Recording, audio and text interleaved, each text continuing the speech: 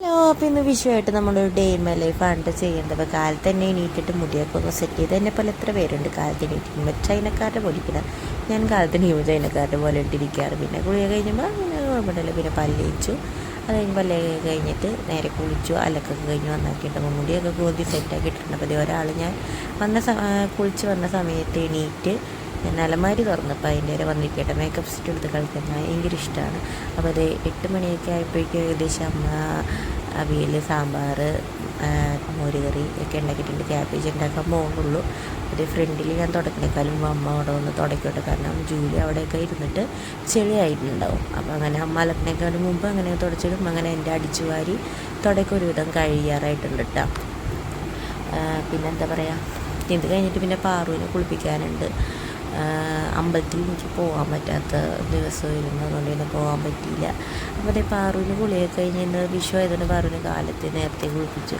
പാറുവിൻ്റെ കുളിയൊക്കെ കഴിഞ്ഞിപ്പോൾ ഞാൻ വന്നപ്പോൾ അവൾക്ക് വിശക്കണം എന്ന് പറഞ്ഞത് പിന്നെ നൂഡിൽസ് ഉണ്ടാക്കി കൊടുക്കണമായിട്ട്. അപ്പോൾ ഇപ്പിടെ കുറച്ചുണ്ടായിരുന്നു. നമുക്ക് നൂഡിൽസ് എന്ന് വെച്ചാൽ പ്രാന്താണ്. പക്ഷേ പിള്ളേർക്ക് അധികം നൂഡിൽസ് ഒന്നും കൊടുക്കാൻ പാടില്ലെന്നാണ്.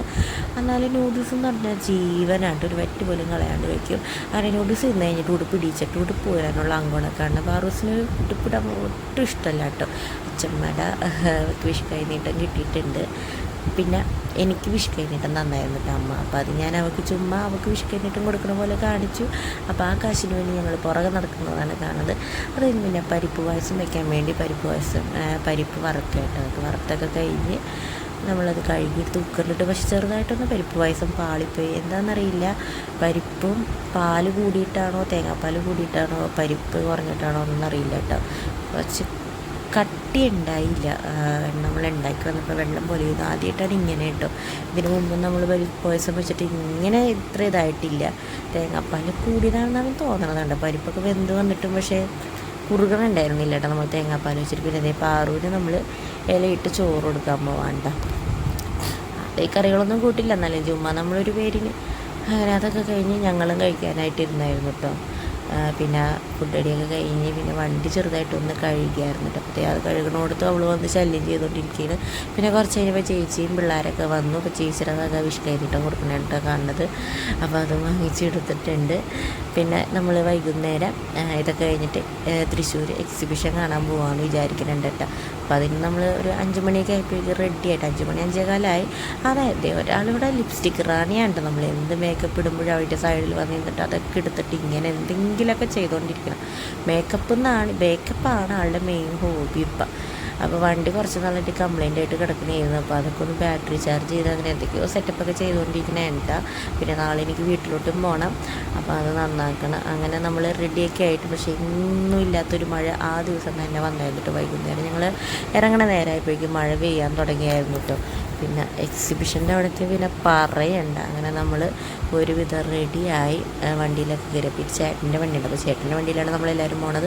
നല്ല ബ്ലോക്കായിരുന്നു. അപ്പോൾ അതേ തൃശ്ശൂർ റൗണ്ട് എത്തിയപ്പോൾ തന്നെ പൊരിഞ്ഞ മഴ. എക്സിബിഷൻ്റെ അവിടെ എത്തിയപ്പോഴും അതിലും പൊരിഞ്ഞ മഴ. കുറേ നേരം നമ്മൾ ഒരു കുട പോലും നമ്മൾ എടുത്തായിരുന്നില്ല കേട്ടോ. നമ്മുടെ വീട്ടിൽ മഴ പെയ്തിട്ട് പിന്നെ നമ്മൾ ഇവിടെ മഴ ഉണ്ടാവില്ല എന്ന് ചോദിച്ചിട്ടാണ് ഇങ്ങോട്ട് പോകുന്നത്. പക്ഷേ വണ്ടിയിൽ കുറേ നേരം ഇരുന്നിട്ട് മഴ മാറുന്ന ലക്ഷണമില്ല. നമ്മളവിടെ നിന്ന് നേരെ ഇറങ്ങി വീണ്ടും എന്നിട്ട് നമ്മൾ പിന്നെ ഫുഡ് അടിക്കാനുള്ള സ്പോട്ടിലോട്ട് പോകുന്നുണ്ട്. അപ്പോൾ നമ്മുടെ തൃശ്ശൂർ മെയിൻ കുറച്ച് അത്യാവശ്യം റിച്ചായ തോമസൻ കാസ എന്ന് പറയണ ഹോട്ടലിലോട്ടാണ് വന്നത്. അവിടെ വന്നപ്പോൾ നല്ല തിരക്ക് കിട്ടോ. നമുക്ക് ഡൈനിങ് കിട്ടണമെങ്കിൽ നമ്മൾ പുറത്ത് വെയിറ്റ് ചെയ്യണത്. അതേപോലെ കുറേ പേര് വെയിറ്റ് ചെയ്ത് നിൽക്കണേട്ടാണ് കാണുന്നത്. നമ്മൾ റിസപ്ഷനിസ്റ്റ് എന്ന സംഭവമുണ്ട്. ആൾ വന്നിട്ട് നമ്മളവിടെ രജിസ്റ്റർ ചെയ്യണം. നമ്മൾ ഓരോരുത്തരോ പേരായിട്ട് വിളിക്കും. നമുക്കിപ്പോൾ ഇത്ര പേരുണ്ടെന്ന് അറിയണമെങ്കിൽ ആ ഡൈനിങ് ഒഴിയുമ്പോൾ അവർ നമ്മളകത്തോട്ട് വിളിക്കും. അങ്ങനെ കേട്ടോ കുറേ നേരം നമ്മൾ വെയിറ്റ് ചെയ്തുകൊണ്ടിരിക്കുന്നുണ്ട്. അപ്പോൾ അതിൻ്റെ ഉള്ളിലും വെയിറ്റ് ചെയ്യാനുള്ള സ്ഥലമുണ്ട്. അവിടെ വെയിറ്റ് ചെയ്തുകൊണ്ടിരിക്കണേ. അങ്ങനെ നമ്മുടെ ഡൈനിങ് കിട്ടി. 8 പേർക്ക് 7 പേർക്ക് ഇരിക്കാനുള്ള സ്ഥലം നമുക്ക് കിട്ടിയായിരുന്നു. ഫാറൂസ് നല്ല കളിയാണ് കേട്ടോ അവിടുത്തെ ഗ്ലാസ് എടുത്തിട്ട്. അപ്പം ഞാൻ ഫ്രൈഡ് റൈസും ഞങ്ങൾ ചേച്ചി ചേട്ടനൊക്കെ ഫ്രൈഡ് റൈസും വിഷ്ണുവേട്ടന് ഒരു റൊട്ടിയും ബട്ടർ ചിക്കനും പിള്ളേർ 2 ഷവർമയായിട്ട് ഓർഡർ ചെയ്ത്. ഫ്രൈഡ് റൈസ് ഫുഡൊക്കെ അടിപൊളിയെന്ന് വെച്ചാൽ അടിപൊളിയായിട്ട്. ഇത്രയും ആൾക്കാർ വന്ന് വെയിറ്റ് ചെയ്ത് കഴിക്കണമെങ്കിൽ അതിന് എന്തെങ്കിലും ഒരു ഇതുണ്ടാവുമല്ലോ. ഭയങ്കര തിരക്കെന്ന് വെച്ചാൽ ഭയങ്കര തിരക്കാണ്ട്. ഓരോരുത്തർ ഒഴിയാൻ വേണ്ടി കാത്തിരിക്കാണ്ട് ഓരോരുത്തർ. നല്ല അടിപൊളി ഫുഡായിരുന്നു. അവിടെ നമ്മൾ വീട്ടിലെത്തിയപ്പോൾ പകുതി എത്തിയപ്പോൾ വണ്ടി ഒന്ന് ജസ്റ്റ് എന്തോ പറ്റി ഓഫായി. ഭാഗ്യത്തിന് വീടിൻ്റെ അവിടെ എത്തിയപ്പോഴാണ് ഓഫായത്. അങ്ങനെ നമ്മൾ വീട്ടിലോട്ട് നടന്ന് ബാക്കി ഉണ്ടായിരുന്ന പടക്കം ഇന്ന് പൊട്ടിച്ചായിരുന്നു കേട്ടോ. അപ്പോൾ ഇത്രയുള്ളൂ ഇന്നത്തെ